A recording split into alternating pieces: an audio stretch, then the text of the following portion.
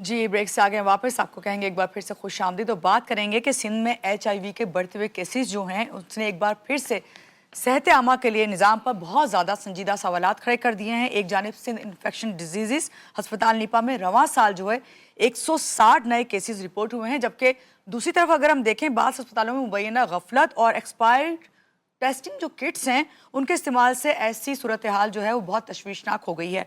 आखिर एचआईवी क्यों फैल रहा है, क्या एहतियाती तदाबीर नाकाफ़ी हैं और आवाम को खुद इस बीमारी पे किस तरह आगाही हासिल करनी है और किस तरह कंट्रोल करना है, ये सब आज जानेंगे। हमारे साथ जो गेस्ट होंगे मैं चाहूँगी पहले उनसे आपका तारुफ करवाऊँ। हमारे साथ इस वक्त मौजूद है हमारे नुमाइंदा GTV जिन्होंने इस खबर को जो है ब्रेक किया। पहले इनसे जानते हैं कि इस वक्त क्या सूरत हाल है और क्या ये देख रहे हैं हकाइक। अस्सलाम वालेकुम, कैसे हैं फरहान? ठीक हैं? कैसे हैं आप? खैरियत से? बिल्कुल ठीक, बहुत शुक्रिया कि आपने हमें ज्वाइन किया। मुझे याद पड़ता है कल मैं जब खबरें देख रही थी तो आप इसको ब्रेक कर रहे थे न्यूज़ को। मुझे ये बताएं कि इस वक्त ताज़ा तरीन सूरत हाल क्या है और सिंध में एचआईवी के जो केसेस हैं कितनी तेज़ी से बढ़ रहे हैं?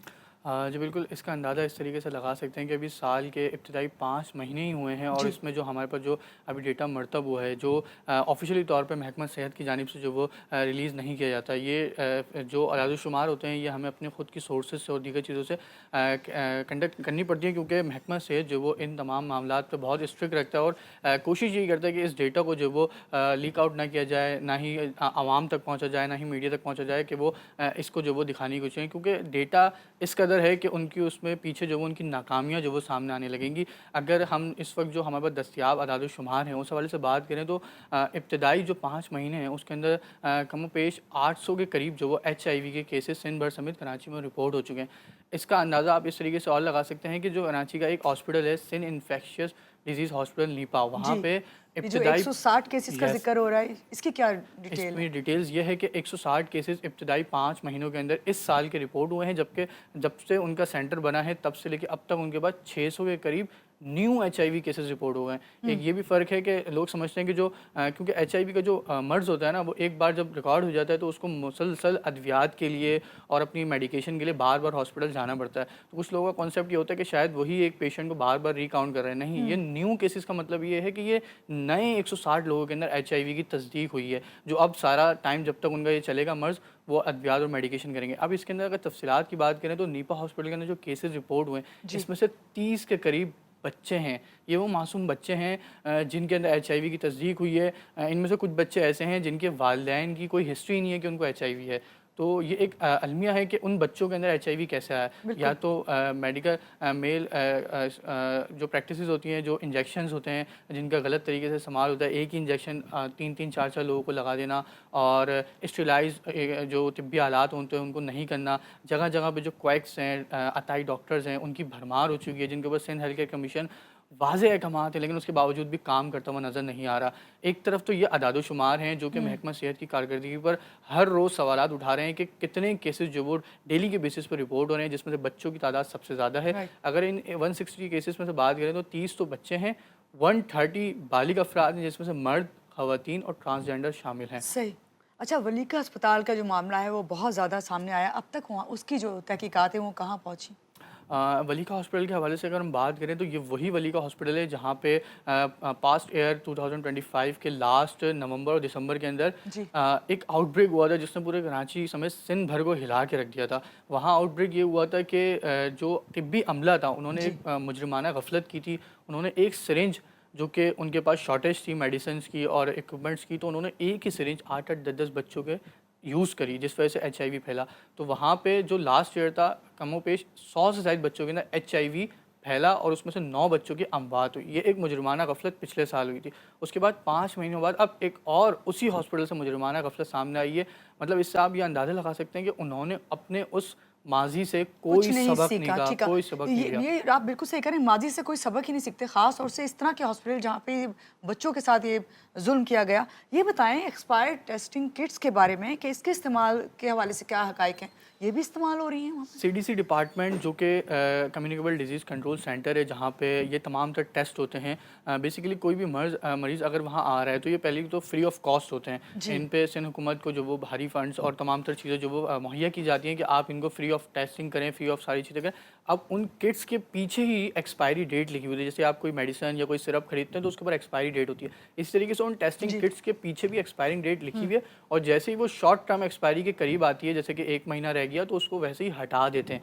लेकिन वो किट्स एक्सपायर 1 माह पहले हो चुकी हैं, उनकी इस्तेमाल हो रहा है। अब जब वो ये जो भी किट्स न्यू आई हैं। जी, जो किट्स एक्सपायर हो चुके हैं, न्यू किट्स उनके पास ऑलरेडी वहाँ मौजूद थी, बल्क क्वांटिटी में मौजूद थी, उनके पास पूरे पैकेट्स रखे हुए हैं, लेकिन वो तिब्बी अमला खुद से वहाँ पे एक्सपायर किट्स यूज़ कर रहा है। जब हमने उनसे सवाल किया कि आपको ये मालूम है, तो उन्होंने कहा जी जी हमें मालूम है ये एक्सपायर है, हम इसकी अफादियत जानने के लिए चेक कर रहे हैं कि आया ये अभी भी सही काम कर रही है या नहीं। जब वो किट्स एक्सपायर हो गई है तो वो उस मर्ज़ की तशखीस कैसे करेगी।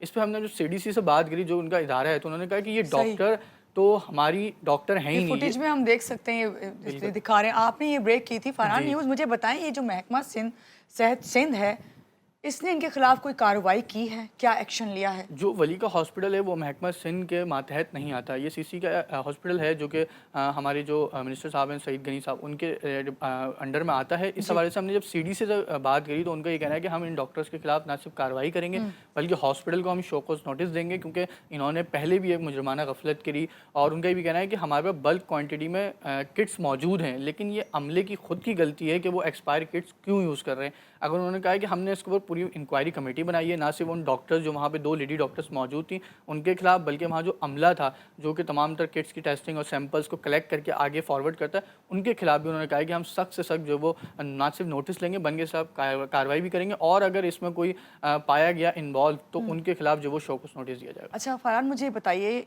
मुतासरा बच्चों और जो ख़ानदान है उनकी क्या इस वक्त सूरत हाल है, क्योंकि सब लोग ये जानना चाहेंगे आपसे, इतनी बड़ी तादाद में मुतासरा लोग हैं, ख़ासतौर से बच्चों का आपने जिक्र किया, तो क्या सूरत हाल आप देख रहे हैं? हम अभी जो रिसेंट हम विज़िट पे गए थे, तो वहाँ पे कुछ मुतासरीन मेरे हमरा मौजूद थे, जो लास्ट ईयर जिनके बच्चे इफ़ेक्ट हुए थे। ये वो बच्चे हैं जिनके लिए उनके वालिदैन का डेली वेजेस पे वो काम करते हैं, माउंट टू अर्न वाला उनका प्रोसेस है, तो उनके लिए बड़ा मुश्किल हो जाता है। सिंध गवर्नमेंट बिल्कुल इसके ऊपर जो वो तमाम अद्वियात फ्री फराम करती हैं, उनकी जो मेडिकेशंस होती हैं, तमाम तरह चीज़ें फ्री होती हैं। अब मसला ये है कि जो बच्चे होते हैं ना, इनकी इम्यून सिस्टम जो है बहुत कमज़ोर होता है, इनको बार बार जो वो वेट गिरना, इनको एक सप्लीमेंट दिया जाता है जो कि बहुत महंगा होता है, वो बार बार उनको दिया जाता है कि आप ये बच्चों को सप्लीमेंट पिलाएं, इनकी मेडिकेशंस होती हैं, इनके टेस्ट होते हैं। अब हमने जब वहाँ विज़िट किया तो उन्होंने मुतासरीन ने हमें बताया कि हमें अगर एक सप्लीमेंट हमें महीने में मिलना है तो वो हमें 2-2 महीने के अंदर मिलता है। तो वैसे ही हम जो है वो बड़े मुतासिर हो चुके हैं अपने बच्चों को लेके, दर दर इधर उधर की ठोकरें खाते हैं। उसके बाद जब हमें जो मुहैया इदारा है, जिसको महकमा सेहत हो गया या CDC हो गया, वो फंड्स फराम करता है, लेकिन जो नीचे का अमला है वो उन तक वो चीज़ें पहुँचने में रुकावट का बायस बनता है, जिस वजह से उनको जो है ना शदीद मुश्किलात सही। होती हैं। फरहान, बस लास्ट में आपसे ये जानना चाहेंगे, हुकूमत की जानिब से इस सूरत हाल पर काबू पाने के लिए कोई इक़दाम किए जा रहे हैं अब?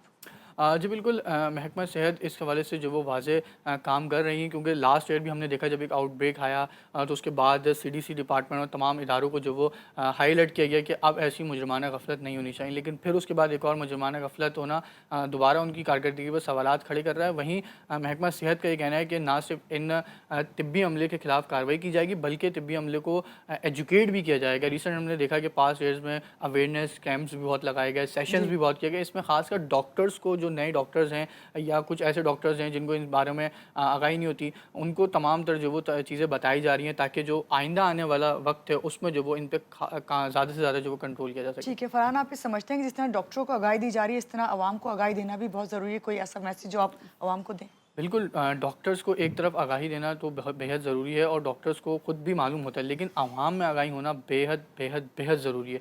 उसकी वजह यह है कि हम डॉक्टर्स के साथ साथ आवाम को देखते हैं, वो चंद पैसे बचाने के लिए जहाँ एक अच्छा हॉस्पिटल होता है उसकी बजाय वो अपने जो गली कुछ में क्लिनिक्स होते हैं, क्वैक्स होते हैं, उनके पास चले जाते हैं। तो वहाँ पे जो सिरिंजेस होती हैं और जो उनके तमाम तर तिब्बी आलात होते हैं वो उस तरीके से स्टेरिलाइज नहीं होते, वो चंद पैसे बचाने के लिए अपनी ज़िंदगी जो वो हमेशा के लिए ख़तरे में डाल देते हैं। तो इसके लिए उनको जो वो थोड़ा सा मोहतात रहना चाहिए। बहुत शुक्रिया फरहान, आज के प्रोग्राम में आप आए और आपने हमें अपडेट किया इस हवाले से, ख़ासतौर से जो इस वक्त मुजरिमाना गफलतें हो रही हैं हॉस्पिटल्स में।